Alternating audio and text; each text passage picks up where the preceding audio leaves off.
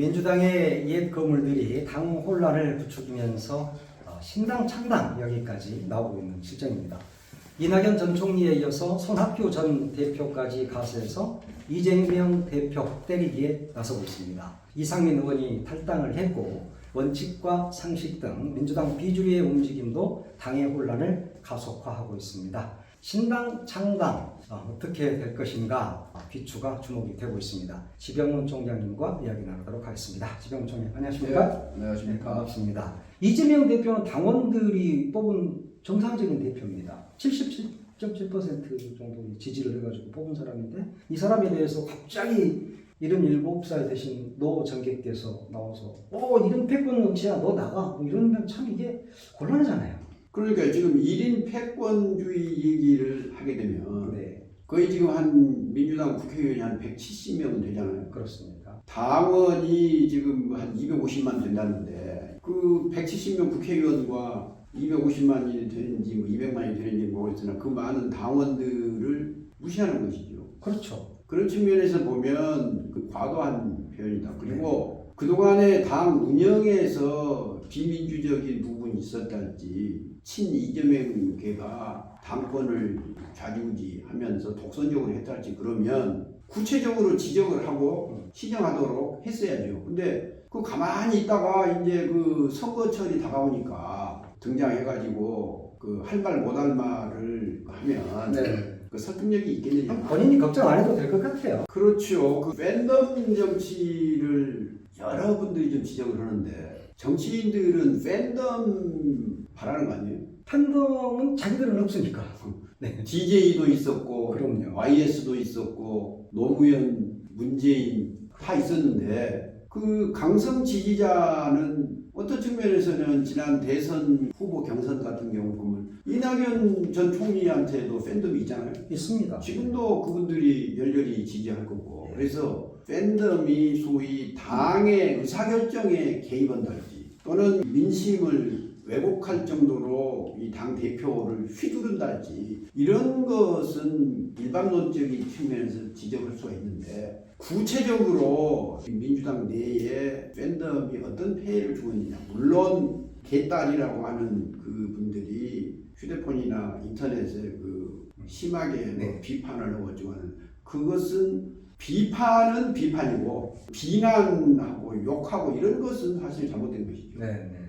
그러나 팬덤 자체를 대표 그만두게 하는 사유가 되느냐. 네. 당이 제대로 가야 된다는 얘기를 할 수 있죠. 그런데 구체적으로 무엇을 어떻게 잘못한다는 얘기는 안 하고 팬덤이 나쁘다, 1인 지배다. 이재명 대표도 소위 자기 지지 세력에 둘러싸여가지고 제대로 된 의사결정을 못하고 있다면 비판받아야 되죠. 그런데 예를 들면은 지난번에 체포동의안 국회 처리 과정에서 동의안에 찬성한 의원들 있지만 그 사람들 지금 징계 받은 적이 없잖아요. 그렇죠. 어떤 측면에서는 자유롭게 의사표현할 수 있는 나름대로 보장되고 있는데 우리한테 언론을 통해서 알려진 이러한 것들 말고 정말 문제가 있는 것이면 내놓고 얘기를 해야 한다는 거예요. 그냥 추상적이고 모호한 표현으로 팬덤이다, 1인 지배다, 뭐 사법 리스크다.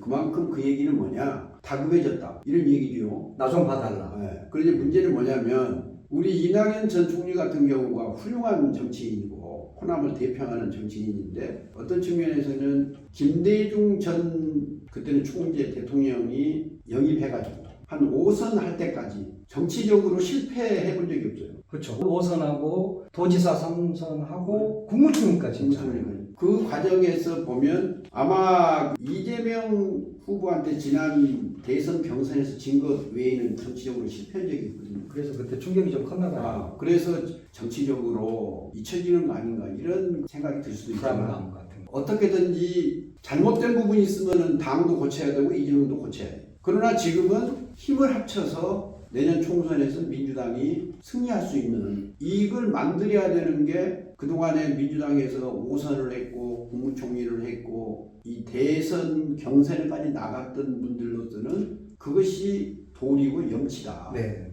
그래서 사실은 그랬잖아요. 이낙연 전 대표에 대해서 당원들이 이 사람을 출당해야 된다 하고 당원 게시판에 올렸던 게 사실은 뭐 급속도로 14,000명까지 올라갔어요. 그랬다가 당에서 그걸 내렸단 말이에요, 게시판을. 그런데도 이 총리는 뭐라고 하고 있냐? 밀어내면 나가야지 뭐. 이렇게 이야기를 하고 있어요. 근데 이분이 정말 나갈 수 있다고 보십니까?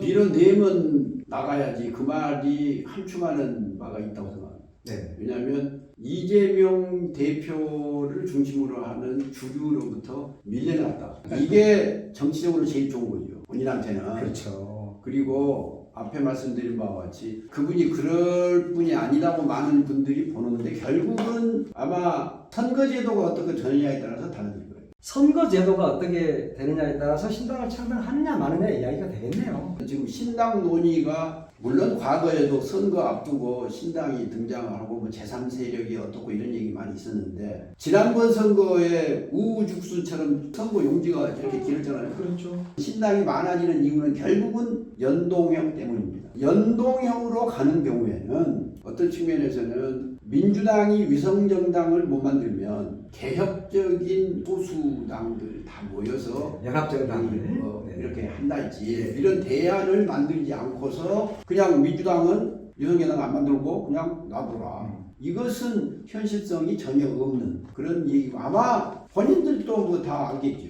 민주당의 지금 지지율이 무슨 바닥을 기고 있냐 그것도 아니거든요. 예를 들면 엊그제 나온 걸 보면은 국민의힘 내부 자료가 결국은 서울에서 6자리 외에는 승산이 없다 이런 거라고 결국은 국민들이 현재 대안을 민주당이라고 생각하고 있지 않느냐. 결국은 지금은 국민의 삶을 민생을 챙기고 나라 미래를 생각해 볼 때는 일정한 정도로 집권 여당과 정부에 대해서 견제를 해야 되는데 지금 이런 식으로 하는 것은 얼핏은 내 생각은 노무현 흔들기 비슷하다. 왜냐하면은 지금 민주당 내에서 정치적으로 다선이고 총리도 지내고 대표도 지내고 뭐 이런 분들 입장에서 보면은 과거에 그때 고졸 출신의 노무현 지금 이재명 같은 경우에도 지금 검정고시 출신의 그런 측면에서 보면 그 오랫동안 정치인분들이 정치를 이렇게 모르느냐 정치인을 시험봐서 모르는 거 아니냐. 그렇죠. 이재명 대표하고 이낙연 전 대표하고 사실은 좀 만나서 이야기를 잘하면 좋을 텐데 신당 문제가 이렇게 복잡한 것 같지만 결론은 선거제가 어떻게 되느냐에 따라서 달라질 것이다. 좀 그렇게 보시는 거예요. 네. 예. 그러면 다음 시간에는 그 선거제도와 관련된 이야기를 좀 해보는 것도 좋을 것 같습니다. 그것도 괜찮겠지요. 네. 오늘 긴 시간 함께해 주셔서 고맙습니다. 네, 감사합니다. 감사합니다. 네.